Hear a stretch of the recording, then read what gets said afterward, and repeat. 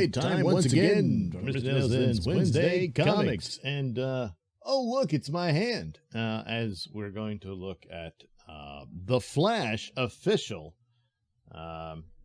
movie tie-in comic. For as far as I know, the film is still coming. So, so to get caught up on what's been happening with The Flash and Batman in between Justice League and this film. And as for which Justice League, well, and I'm a little behind on this. There is a scene in here where they appear to answer that question. Snyder people seem to think so. And I mean, I guess they got a point. The story goes, Barry's not sure of himself. And doesn't think he can handle this. There we go. This is it. So he's going up against this supervillain, and he doesn't feel confident about it. Batman's trying to help him and all that stuff. Tries to train him and whatnot. So then there's the scene. Listen to me, Barry. You went toe-to-toe with the worst the universe had to offer and saved this planet. You rushed here to save lives knowing you could lose this fight. Failures don't do that. Brave men do. Actually, I identify as they, them. Okay, whatever. No, he doesn't say that, but you would think so. But anyway, that's the deal. And then the scene here is Bruce Wayne develops his new suit, which is able to be compressed inside the ring and all that. So eventually his current suit is getting destroyed by fighting this guy called Girder, who apparently... I don't guess he's just wearing a suit. Apparently, he's turned into this metal monster. They don't really go into that so much. But there, Barry's new suit appears. And so that's why he will have a different costume in the film. That's more to the comic book where, it comes out of his ring and he changes into it at super speed. Anyway, he learns how to build up his supersonic power here to take on this big bruiser. And there you go. Saves the day. Whoops, sorry, I hit my microphone. Sorry about that. And that's a Flash deal, certainly in the comics and whatnot. The artwork, it could have been a lot better. It's an attempt at being very cartoony. I think there's some manga influences here as far as drawing speed and that sort of thing. It kind of works okay for this version of the Flash, not so much for Batman. I don't think Batman, although facial wise, it's closer to Ben Affleck's, well, kind of in a cartoony way, version of Bruce Wayne. Whereas the Flash here doesn't look anything like Ezra Miller. And I'm not complaining about it. I'm just saying he doesn't. And pretty soon the DCEU Flash won't look like Ezra Miller either when they find a new Flash. So the story in and of itself is very simple. It's not bad. It's okay. He's a new hero. He's got to learn this, and he hasn't really gone toe-to-toe in fights. And he's got this super-powered villain he's got to take on. And but meanwhile, he discovers this new power he has, but it's dangerous, and he's worried about that. So, there's things of him learning and going. He trains with Bruce Wayne. He's trying to teach him just the basics of how to fight and how to throw a punch and whatnot. And I guess that's kind of what leads to this. Barry gets frustrated in the fight and all that, and discovers that new power and what have you. And that's all well and good. Meanwhile, the villain, he's hired to take out the Flash because the Flash is a problem. He's this hired super muscle for this mob in Central City. And then the Flash comes up and ruins their plan to deliver weapons into the city and sell them and all that. And so the guy says, well, it went bad because of the Flash. So if you want to get paid, you're gonna have to kill him and eliminate his interference and that sort of thing. And so that's what Gert's trying to do. But what's his motivation? Well, it's not the money. It's trying to save his dad who's in the hospital. And he can't afford to pay the bills and all that sort of thing. So that's his motivation for killing the Flash, is to get the money. Later on, when the Flash realizes this, he turns to Bat Daddy and says, hey, can you cough up the money for his dad? So he does, in the hopes that this will teach Girder a lesson. And whether or not it does, I don't know. Chances are we'll never see him again. I doubt that any of this will be mentioned in the movie, except that Bruce Wayne, I imagine, is the source of his new suit. And that sort of thing. They introduce these other villains, the Jacks. They're the Jack-o'-lantern gang, I guess, for this purpose. But for the most part, the artwork on Batman just isn't all that great. For the Flash, it's kind of okay. It still wouldn't have been my choice, but you know, when I saw some of the preview images, I thought, I don't know, but it didn't bother as much as I thought it would. And the Girder guy's okay. So in and of itself, it's not that bad. Something along this line could have been a Flash film, I suppose. A little more added to it, of course. But that's the thing about the Flash film. It's more of a DCEU, the movie film, rather than being a Flash film. I mean, Flash is center, main star or what have you of the film, but still, it's more about what they're going to do with their overall shared universe franchise type deal. So it kind of robs the Flash his moment, where so far only Superman got Man of Steel, and that's it. Wonder Woman got her first movie, and then Aquaman got his movie, whereas the Flash, he doesn't really. You know, it's almost like an offshoot of Justice League is what his movie will be. It looks like, anyway. But this little comic book is supposed to, and these prequel or movie tie-ins, what have you, they almost always mean nothing. This one seems to indicate something is going on, and that apparently, from what I've heard from the screen test and whatnot, the movie opens with him working with Batman and that sort of thing, and that this is a common thing they've been doing. And how the movies were set up, that makes sense. So maybe that's for this one, the tie-in will work. I don't think I didn't even bother. I guess I could look into that, the tie-in books that were for Batman v Superman and stuff like that. Never read them. Knew the one for Man of Steel, which showed the ancient Supergirl, as it were. But that was about it.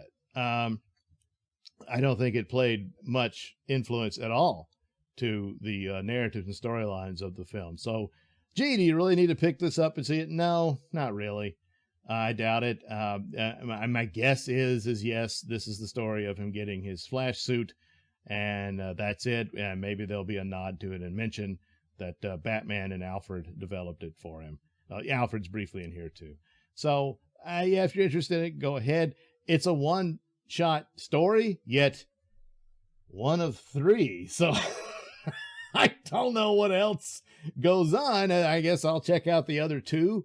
I would have thought one could do it. Don't know if there'll be any clues to what the movie will entail and all that sort of stuff. Perhaps more to give his reasons and motives for it, about wanting to change time because of what happened to his mother and save his father from prison and that sort of thing. So perhaps it'll delve into that. But that's already established by the Justice League film. Either one you saw, you know. So the scene where he takes on, Batman's trying to pump him up, and he says, you took on the worst that the universe has to offer. Well, he took on Darkseid in Zack Snyder's Justice League. He didn't really have this, saving the whole Earth a moment in the Joss Whedon version. In Zack Snyder's one, it establishes his ability to change time even more so than the resurrecting Superman scene. He does it far more in that one. So that's why, a lot of people are saying, see, it's saying that the Zack Snyder version is the canon going forward and all that. Could be, don't really know. But anyway, there you are with The Flash, the official movie tie-in. So the other one is one of these Indigo projects that I've been supporting, and this is the third volume of Graveyard Shift that I got some time ago, and I'm just now getting around to it to review it.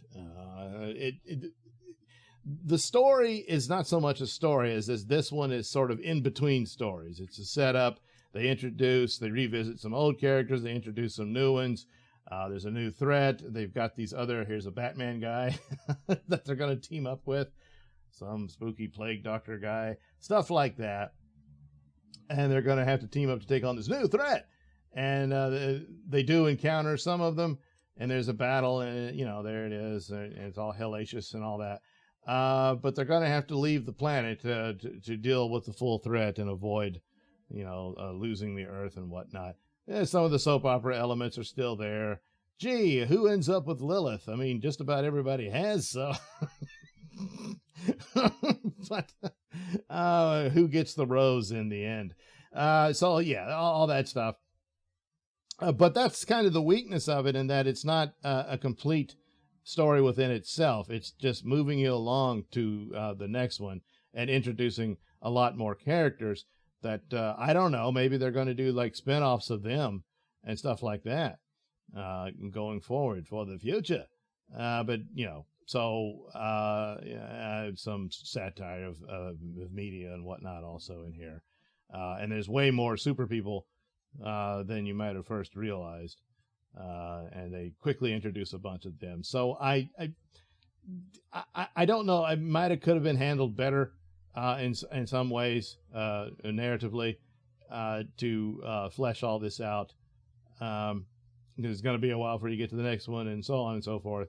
And then they go and they take off for their new battle, and so the sort of the classic horror monsters become X-Men, team up with the Justice League, and take off after this new horrible menace.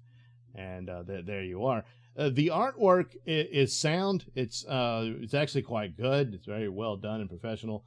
It's once again owes a lot to manga, I believe, and kind of similar with this is, I think, better than what was in the Flash comic. But at the same time, don't think it fits the Graveyard Shift style of that old early Image Days type work that certainly Malin himself does, and all of that. The artist Garcia, he I believe, yeah, he is. He's the artist on the not Graveyard Shift, Clownfish TV guys doing their Crimson Ren story. And his art style looks like a much better fit for that story, especially since that's a lot of the Clownfish TV stuff that they've done is certainly manga influenced and all that. So probably would be a better fit for that book than this one. Again, it's not bad. It's it's very well done and stuff. I mean, and that's part of the elements of the script, where it's cramming in a lot of stuff. So there's a lot of tight panels here and there playing along with it, which, George Perez could do very well, but it's probably the only one. And so I probably should have gone with someone else on it, but it's just all a matter of the style of what fits the overall narratives and intent of a book. So I've enjoyed Graveyard Shift. I like just the basic adventure, and it's superhero comics, even though it's utilizing these superheroic vampires and werewolves and Frankenstein monster type thing, kind of its own thing. There's other versions of that other people have done, but this one has its own take on it, and it's fun. It's just raw fun, but narratively, I think this one was probably the weakest one of the three. So, I mean, the fourth of the four. And so, we'll see where it goes, but that's kind of what this is. It's in between the overall story, whereas the others, it's also laying groundwork for an ongoing a narrative and what have you, but they just seem to be individually more contained than this one. But that's just me nitpicking probably, and that's that. I mean, it's probably a lot of people, it's fine. So I don't know. I guess again, with the Indiegogo campaigns, you can probably, if you didn't get this one, the next campaign, you can probably get a bundle with this one in it, or of course eBay, and that's what I don't know because I'm too lazy to check. But if you do, that Nailin's Operations might have a store of his own. I'm not sure. But anyway, there you go. That's Graveyard Shift and The Flash. So we'll see what I'm reading next week for Mr. Nailsin's Wednesday comics. Of course, for Sunday comics, I'll still be reading Miss Fury, which we now know is not going to go anywhere. Well, I'll finish that one and then move on to another public domain comic book for Sunday comics. And then we'll come back Wednesday with some other mainstream comic or one of the Indiegogo. I got another one of those to review for that. So anyway, there we go. Don't know if I'll do it like this again, but, we'll see. So see you then.